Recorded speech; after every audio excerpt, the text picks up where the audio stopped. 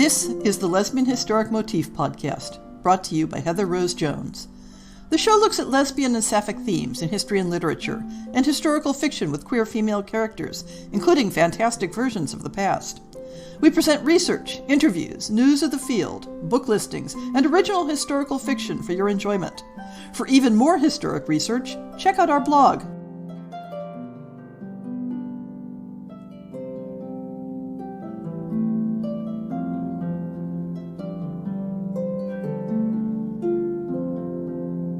Welcome to On the Shelf for August 2021. I'm getting to the point in the pandemic where I'm feeling like I'm living too much inside my own head. All the days feel exactly the same. I've been doing a little more going out and about, but even now, the thought of sitting in a coffee shop surrounded by unmasked people with who knows what sort of vaccination status still freaks me out a little too much. I'm not ready to go back to how things were in the before times, but I'm also not ready to decide that this is just how it is now. Well, except for the working from home part. I'm delighted that my employer is including a permanent work from home option. I hope the ongoing restrictions of the pandemic aren't hitting you all too hard. I don't know if it's pandemic malaise or what, but I'm still on something of an unplanned vacation from podcast tasks that involve outreach to other people. I still hope to do all the interviews that I've contacted people about, so we may have some interview-heavy shows once I start getting caught up. The malaise has also affected scheduling of the fiction episodes. You may not have noticed, but last week there was a fifth Saturday, which should have been a fiction episode, and I just failed in terms of having my act together in the last couple months enough to get the stories out to narrators for recording. There, too, we will cover all the planned material, but on a slightly adjusted schedule. Maybe I'm taking a tip from Simone Biles and adjusting what winning looks like. I've been doing a couple of fun research things lately related to the blog. One was a request from a comedian for some examples of queer women from the European Middle Ages to use as inspiration for a routine she's putting together. I really enjoyed putting together a list of mini biographies and resources, and eventually I hope to give you more information about the show when things get to that point. The other fun research is perhaps my most ambitious primary source project for the blog so far, and it's all due to the wonders of the World Wide Web. Several of the podcasts have mentioned an individual from 18th century France who provides a unique look into attitudes toward the intersection of sexuality and gender in that era. Anne Grandjean, also known as Jean-Baptiste Grandjean, was assigned female as a child, but during adolescence they experienced sexual desire for women and confessed this to their priest. The priest told Grandjean that if they desired women, then they must be a man, and instructed them to change gender presentation. This they did, with the full knowledge of their family and community. They courted several women, married one of them, and established a household. Then one of their ex-girlfriends, from unknown motivation, started making trouble about Grandjean actually being a woman. The court, having established Grandjean's female physiology, charged them with, quote, profaning the sacrament of marriage, unquote, by being a woman married to a woman. Grandjean was all, I'm just doing what my priest told me to do, but that didn't cut it. Fortunately, Grandjean got a clever and sympathetic lawyer who argued, in essence, that Grandjean was some form of intersex, except in a way that was only detectable via their experience of sexual desire, which, in a way, was a more medicalized version of what the priest had concluded, that a person who desires women must, to some degree, be a man. The lawyer's argument, looked at from a different angle, could be seen as trans-affirming. That is, that it was possible for someone's gender identity to be misaligned with their physiology, and that this was not a sin or a crime, simply a, quote, trick of nature, unquote. The judge split the difference to some extent, ruling that Grandjean was innocent of profaning the sacrament of marriage, as the marriage had been entered into in good faith, but also ruling that Grandjean should return to presenting as a woman. The marriage would be dissolved, and Grandjean was not allowed to continue cohabiting with their wife. Not exactly the happiest of endings, but definitely not the sort of tragedy that happened to others.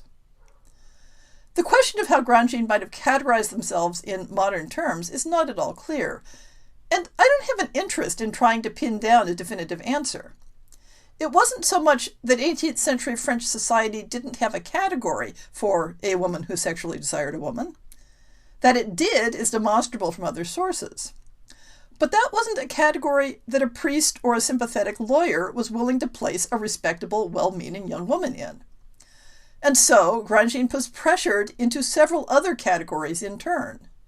But Grandjean's story would easily and comfortably fit a trans narrative, and the lawyer's arguments could be seen as applying equally to the transgender experience, even if couched in different language than we would use. I pass over the intersex option because there doesn't seem to be any direct evidence for that interpretation, except as a conceptual framework for arguing the possibility of contradictory gender features. In any event, getting back to the research question, I had previously read about Grandjean's story through several articles discussing various aspects of queer history, and like any historian, I wanted to take a look at the primary sources myself. I had questions that were different from what other people were asking, and there's nothing like going to the source.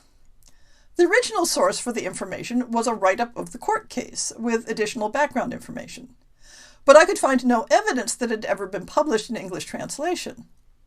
What I did find was a Google Books scan of a 1765 edition of the work, with a moderately good OCR conversion of a slightly different edition of the work, with some additional material, primarily some verses appended to the end.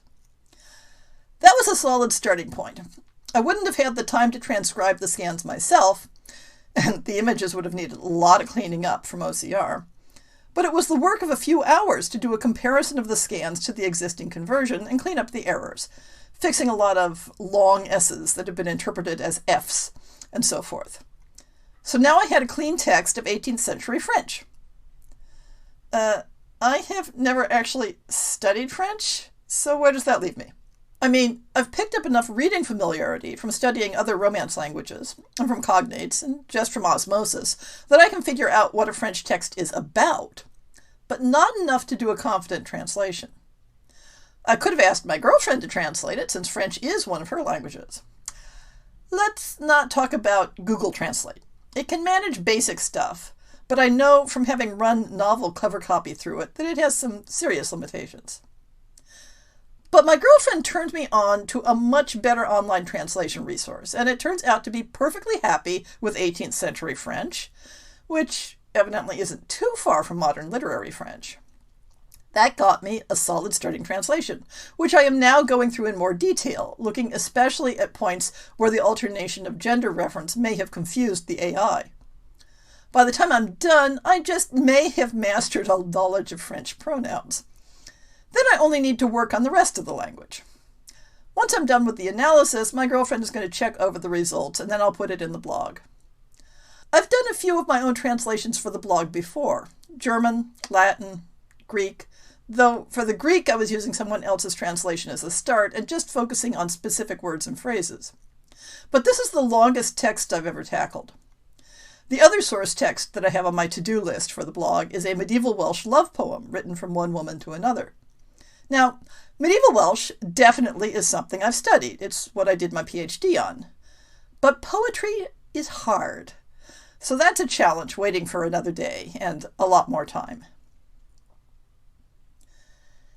If you've paid attention to my annual publishing analysis, you know that all it takes to be one of the most prolific publishers of sapphic historical fiction is to put out at least 2 books a year in the field.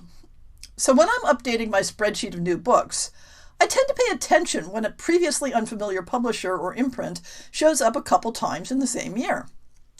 Given that, I wanted to take note of 3 publishers who just caught my attention in this way. They all have very different relationships to queer content, and especially to sapphic content.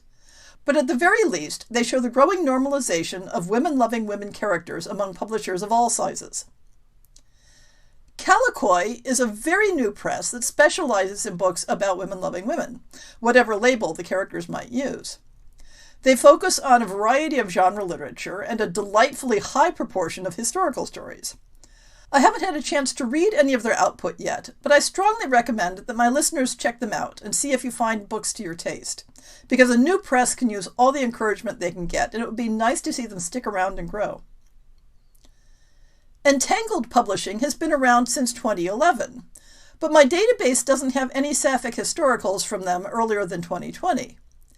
They appear to be incredibly prolific and specialize in romance for both adult and YA markets. They have a number of specialized imprints for particular flavors of books, and their website has a fairly powerful set of search filters. The filter for LGBTQ books doesn't apply independently of genre, so there's no way to search specifically for sapphic historicals.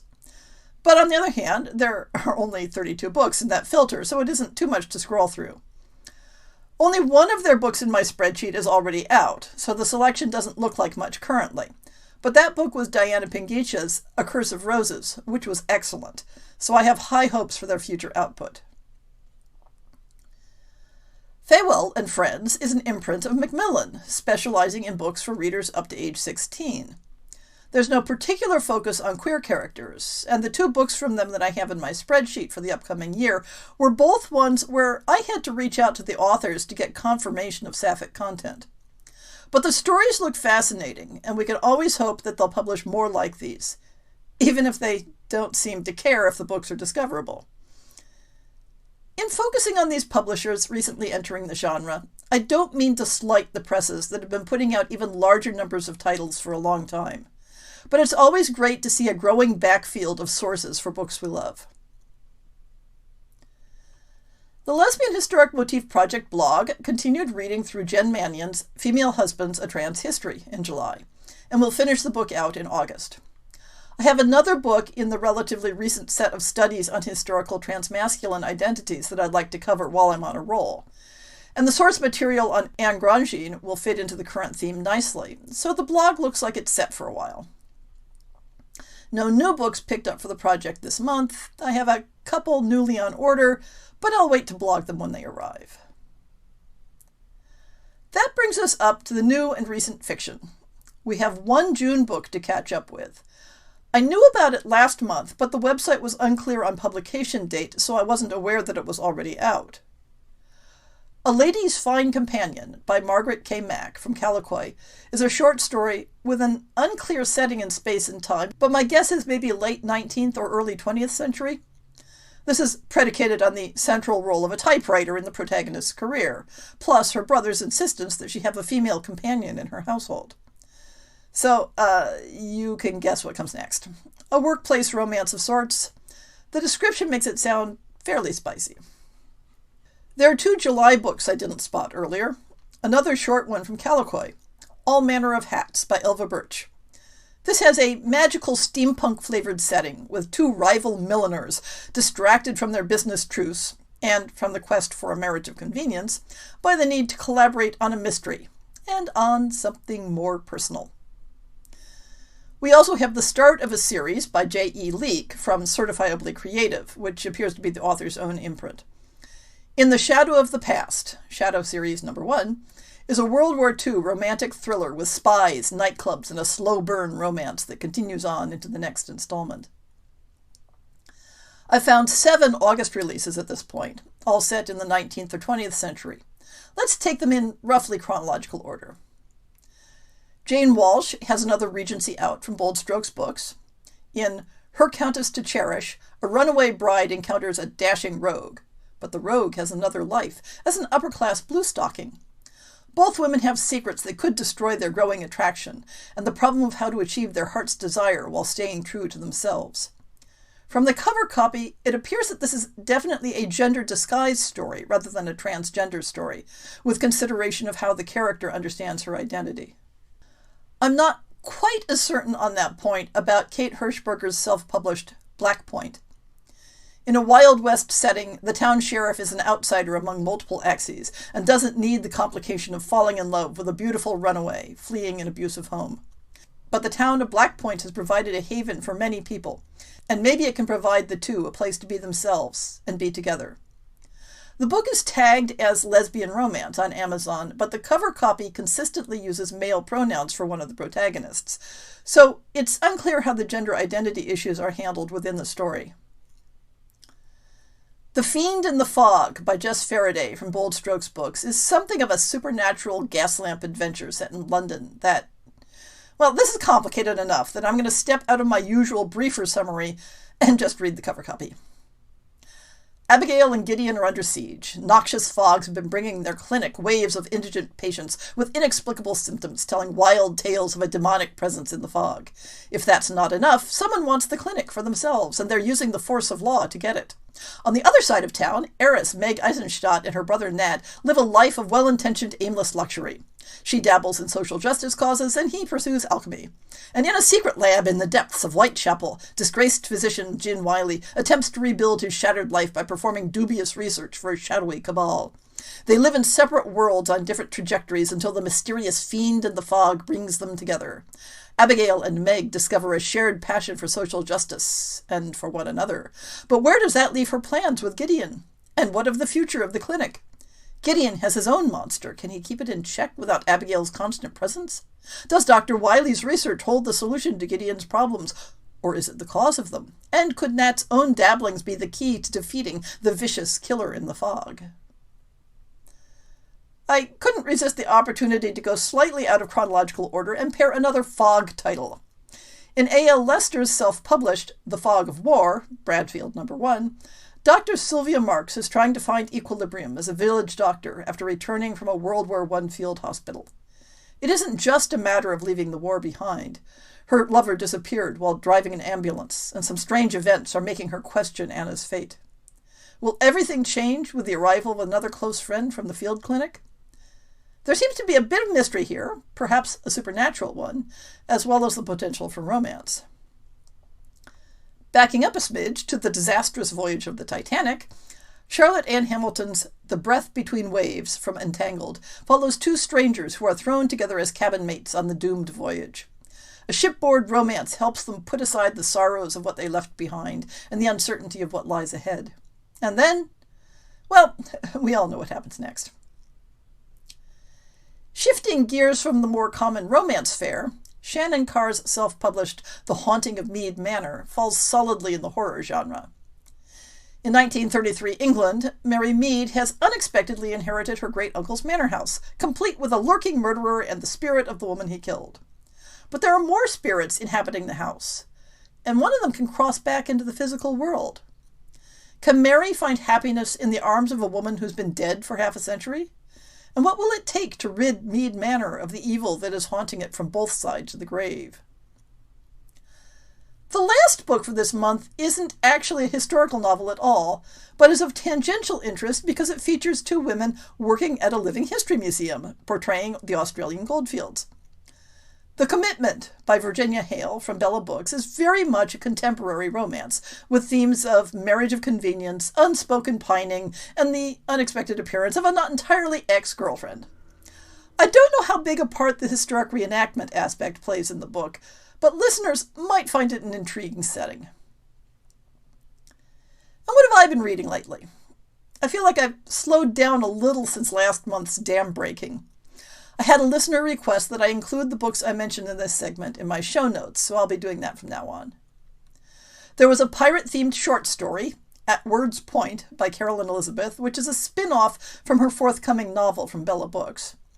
I've been listening to some SFF audiobooks as part of working on my Hugo Award ballot, since I can fit them into odd moments.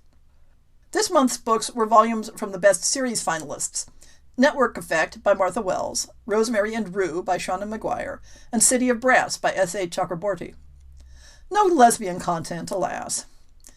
I also really enjoyed Gail Carriger's nonfiction, The Heroine's Journey, which dissects a deep-rooted story structure that exists in parallel to and contrast with The Hero's Journey, promulgated by Joseph Campbell.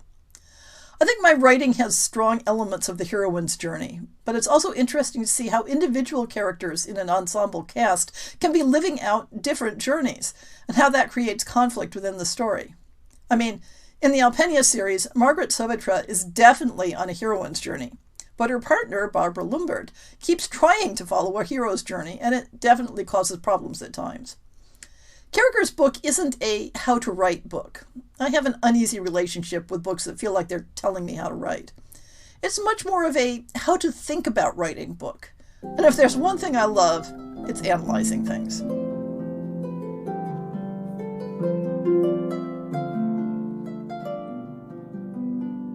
I hope you've enjoyed this episode of the Lesbian Historic Motif Podcast.